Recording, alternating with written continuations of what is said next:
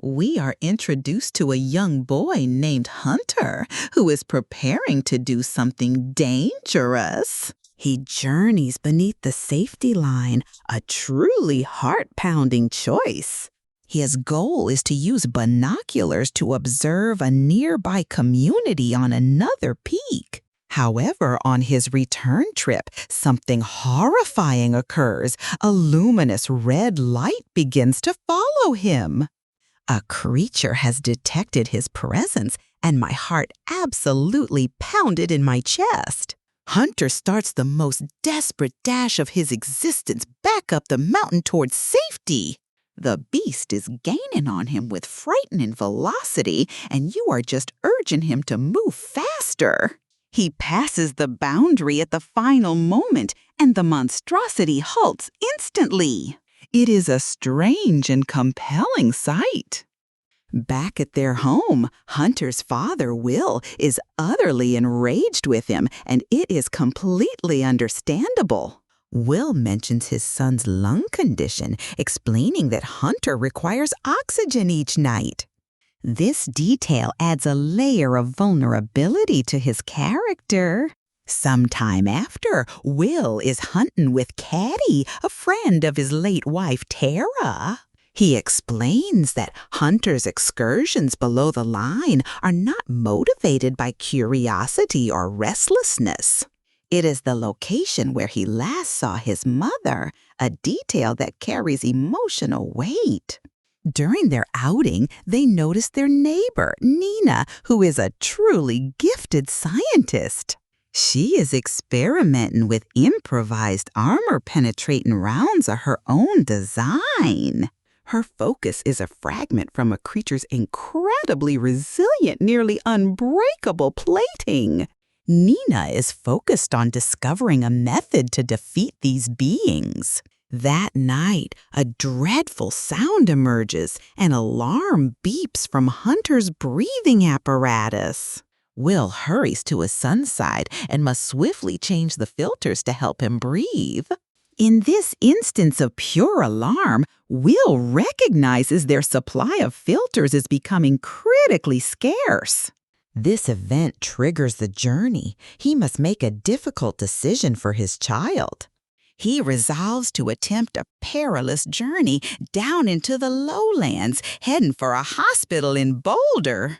The venture is dangerous, but he has no other option. The following day, there are quiet moments between Will and Hunter. Will instructs him on how to guard their potato crop and how to reel in fish. It is also Hunter's birthday, and Will presents him with the final package of macaroni and cheese in the settlement. Hunter expresses his solitude, questioning why they are unable to use a radio to communicate with others. Will explains that their power is only sufficient to operate Hunter's medical device. Following their meal, Caddy visits, and she and Will talk on the porch. Yet that evening, calamity strikes once more in a truly dreadful manner. Hunter suffers another critical breathing episode, and their supply of filters is entirely depleted. Will is forced to administer an emergency injection, a last desperate act. Understanding that he has no more time, Will proceeds to Nina's home in the middle of the night. Their discussion reveals years of bitterness and sorrow. The truth regarding Nina's previous expedition to Boulder is revealed. It was during that same journey that Will's wife, Tara, was tragically lost. Will resents Nina, holding her responsible for Tara's death. However, since Nina is the only one to have returned alive, he needs her help. He asks her to join him on the return to the hospital. Nina naturally declines, labeling the notion as complete and total insanity. Then Will utters a truly heart-rending statement, telling her, "You owe me this much for Tara." He departs, confident that she will reconsider. We witness Nina tormented by memories of the creatures attacking her companions, including Tara. She is entirely overcome by remorse, and this is what finally persuades her. She agrees to the expedition, and the team is formed. The following morning, while Will gathers weapons, Caddy finds him.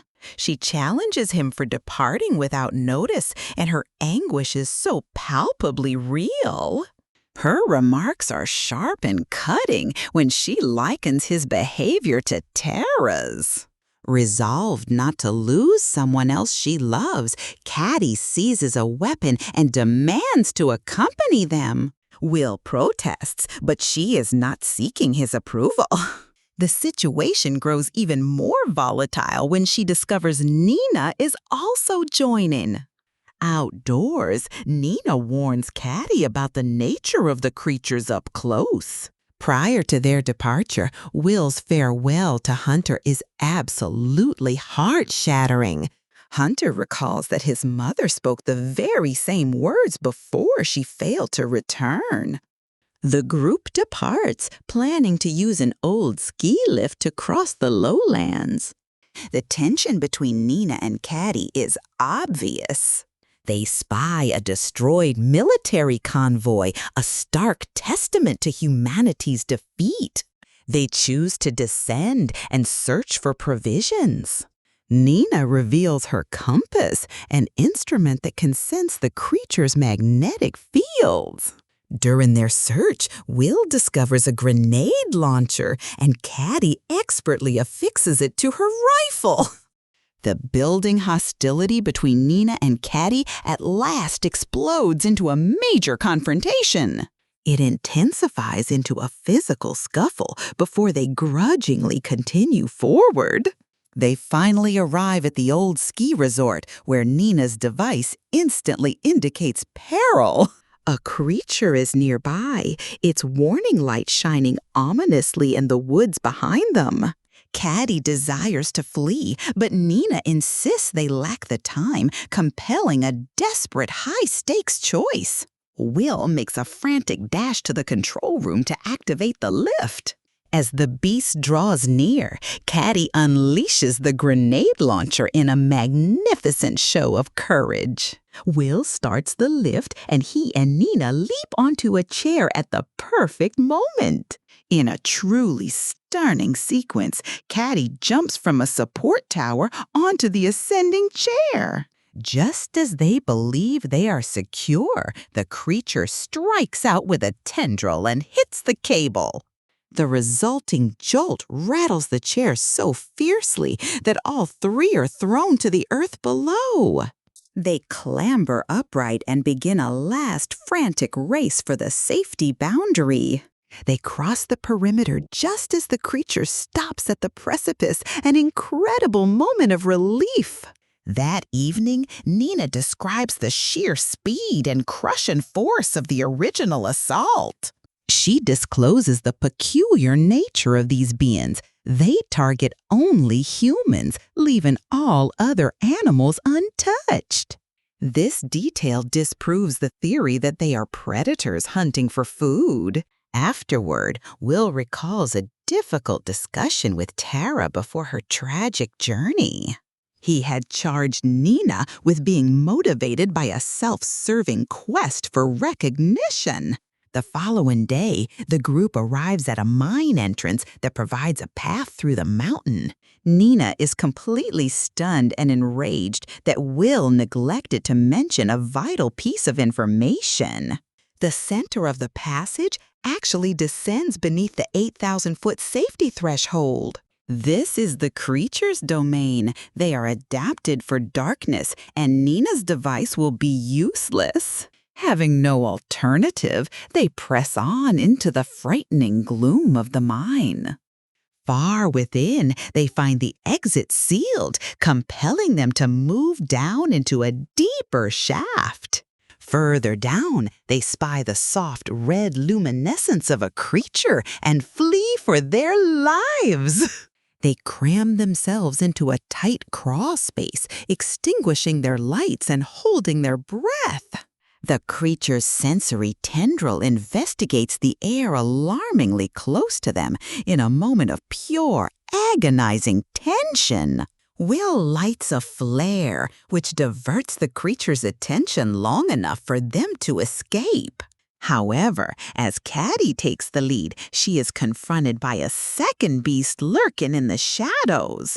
The monster pierces her with its appendage and pulls her away into the darkness. The loss is abrupt and tragic. Will and Nina are grief-stricken but have to ascend from the mine to safety. Inside a ranger station, Will finds a box of macaroni and cheese, which reminds him of his son. Nina at last reveals her amazing theory concerning the creature's vulnerability. She posits that a unique bullet could interfere with their electromagnetic field, causing an internal detonation. The following morning, they commandeer the ranger's vehicle and race toward the city. Within the abandoned hospital, they discover the supply closets are totally bare. Then, in a moment of absolute victory, Will uncovers a separate storage room stocked with the filters he requires. As he is loading his pack, a creature bursts through the walls to assail them. It ensnares Will with a tendril, but Nina courageously liberates him using a fire axe. Will then devises a strategy using the hospital's oxygen tanks. He anticipates the creature's advance and fires one accurate shot at a cylinder. The subsequent detonation is spectacular, launching the monster completely out of the structure.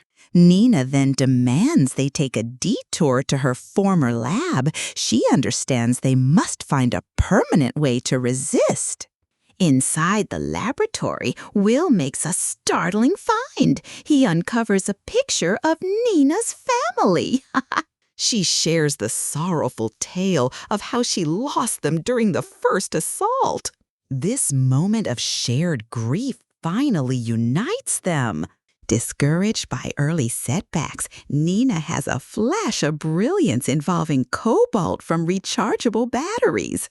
She expertly forges her first cobalt-coated projectile just as a creature smashes into the facility. Simultaneously, Will's truck suffers a blown tire and wrecks magnificently, leaving him unconscious. He regains consciousness only to find himself encircled by 3 of the fearsome beasts.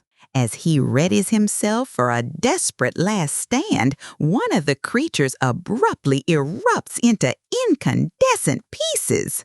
Positioned victoriously on a nearby slope is Nina, holding a rifle armed with her incredible cobalt projectiles. She skillfully eliminates the remaining beasts, neutralizing the danger.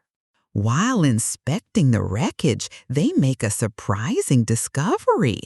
These beings are not organic in any way. They are unbelievably sophisticated machines.